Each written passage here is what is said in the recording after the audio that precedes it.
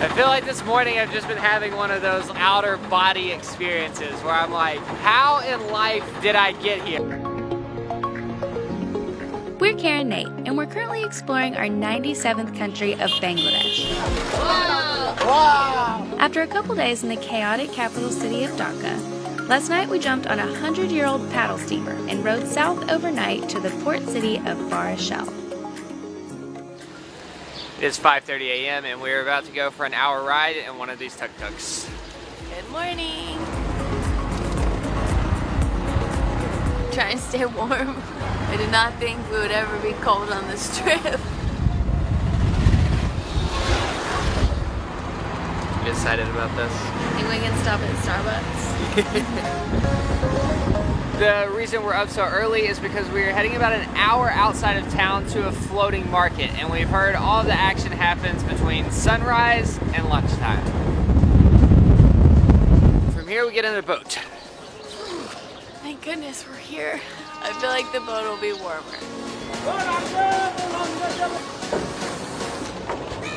Bye. Bye.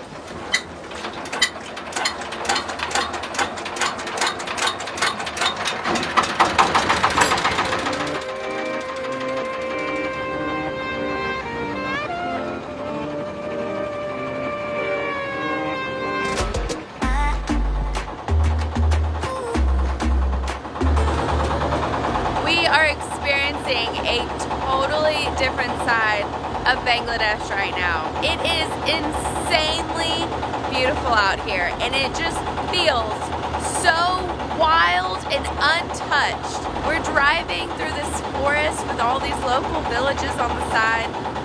People are standing outside brushing their teeth in the river. The sunrise, one of the most beautiful places we've ever been.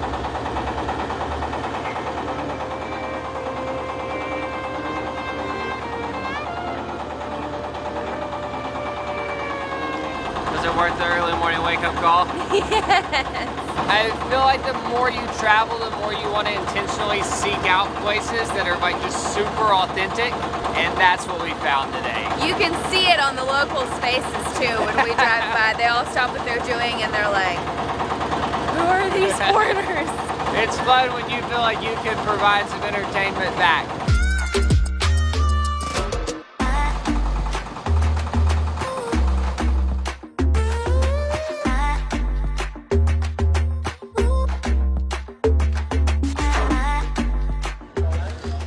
We have just arrived at the floating produce market, and this has to be one of the most picturesque places I've ever been in my entire life.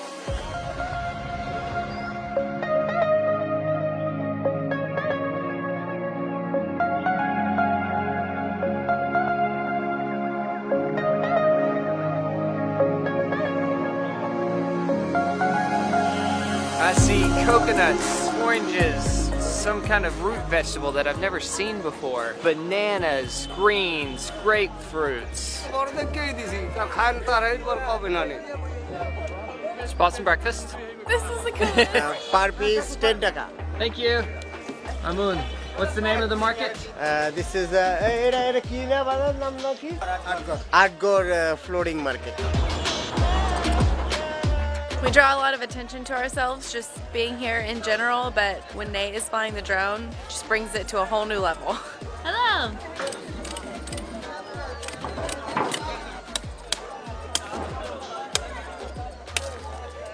All right. This is How do you for eat you it? and your husband.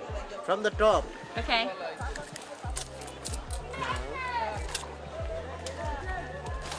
Mamoon just went and got us a piece of fresh sugar cane. Just taught me how to enjoy it.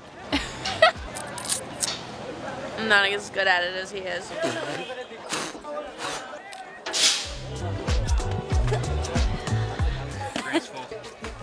How are you? Good, how are you? We've just stopped at this little riverside village for breakfast at this family-run restaurant where a lady is making bread by hand at the front. So we watched her like take the dough, roll it out, throw it on the pan, and cook it right in front of us. So it's super fresh. It's like chapati with some eggs that I assume we got from right down the road. More bread! A crowd formed around this building as soon as we walked in. I love it. This village is so different than the city. It feels so strange just walking in the middle of the road and not dodging motorcycles and tuk-tuks. Oh, don't dodge. No. There's still a lot of hustle and bustle, but much calmer, much less scary. Everyone's just as friendly. There are some bicycles. Back on the boat. These bridges are too cool. I feel like this morning I've just been having one of those like outer body experiences where I'm like, how in life did I get here? On a river that I have no clue what the name of it is, somewhere in the middle of a town in Bangladesh. And I say that in the best possible way. I never thought my life would end up this cool.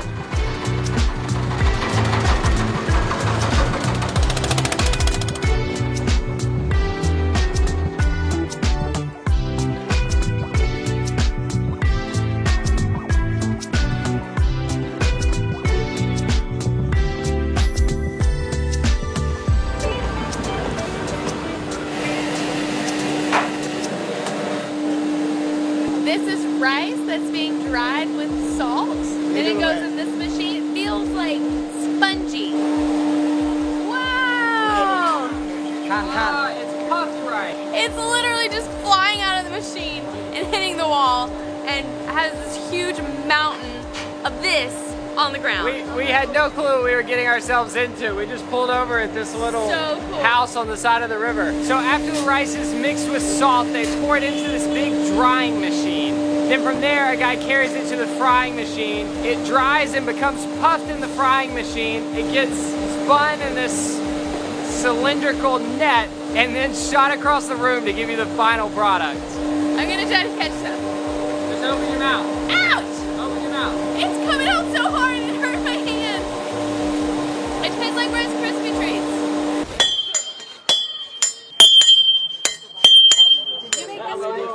They're making knives like this by hand behind me. I am so impressed. It is an insane process. The guy is hitting as hard as he can with this hammer and hitting this tiny piece of metal every time.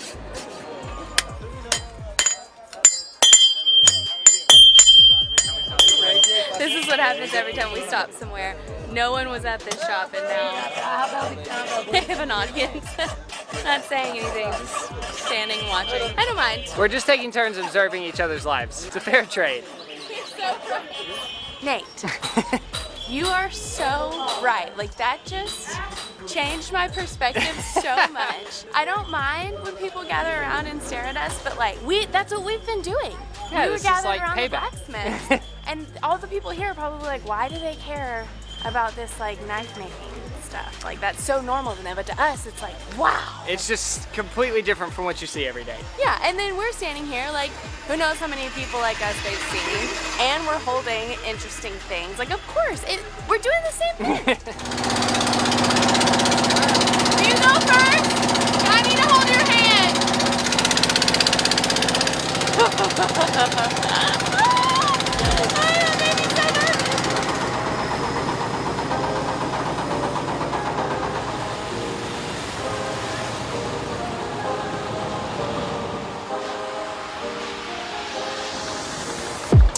We have just stopped at the largest timber market in Bangladesh. Apparently, majority of this timber goes towards making boats and going to sawmills. The guys working here are so strong. They're all carrying these giant logs. And a bunch of boats are coming and buying them and taking them to where they need to go. But right now they're all just laid out on the bank. It's crazy. The hard work. 700 taka every day they get. For 12 hours, 10 hours minimum they work. He said that because these guys are well trained, they're able to make like $8 or $9 a day doing incredibly hard labor. And he said that was good money. I feel like we've been running around going, wow, this is so interesting, we're getting to see this. But I mean, the reality is these people live a very hard life. They work really, really hard. And honest, like, just to be completely transparent, it's one of those things that's just like hard to think deeply about. This camera that we're talking into right now costs more than they'll make in 1 or 2 years doing this type of hard labor. And they're so happy. I feel like at some point we'll slow down and all of this will like sink in. And something will, I don't know what I'm trying to say.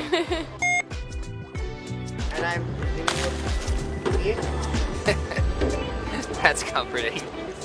Your party. Not doing very good. So, this town's a little busier than the last village we were in. In case you were wondering where you go to the bathroom on a day like today, we have come to a hospital to use the bathroom, which is just a simple tile room with classic squatty potty. No toilet paper, just some water and a bucket. Good thing I travel with my own these days. Definitely meets OSHA regulations. You would never guess how old this guy is. My Bangladesh. 40, right? Bangladesh. He told me he was 40, and he's carrying an entire tree. You're very strong. A strong body. A strong body. It's insane. Oh, there's a spider on my arm.